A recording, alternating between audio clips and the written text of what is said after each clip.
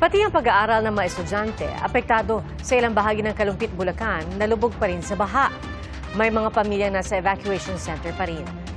Saksi, si Jamie Santos. Mahigit isang linggo matapos ang magkakasunod na bagyo at habagat, lubog pa rin ang Kalumpit sa baha. Ayon sa PDRRMO, ang sanhi, backflooding, na resulta ng huling pagdating ng tubig mula sa mga karatig bayan ng Tarlac, Nueva Ecija at Pampanga. So kaya naman, for the past week na dumaan, medyo hila lang ang ulan actually kahapon lang o the other day. So, pero meron pa rin ulan ng Nueva Ecija at Tarlac. So yung ulan sa kanila ngayon palang umaalon yan. Dumadaloy dito sa Pampanga River. Dagdag pa ang high tide na umaabot sa higit 4 na metro.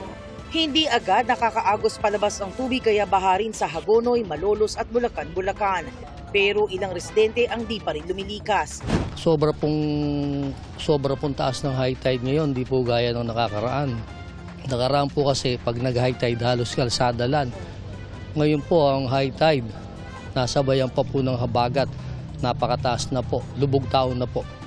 Patuloy naman ang pag-iikot ng mga lokal na pamahalaan upang maghatid ng tulong gaya ng relief goods. Dito sa Barangay San Miguel, hanggang ngayon ay lubog pa rin sa baha. Kaya kung makikita nyo po, ilan sa mga residente rito ang sumasakay sa bangka, makauwi lamang sa kanilang mga tahanan. Kalapit kasi nila ang Pampanga River. Ang 59 na pamilyang pumayag lumikas, pansamantalang nasa evacuation centers.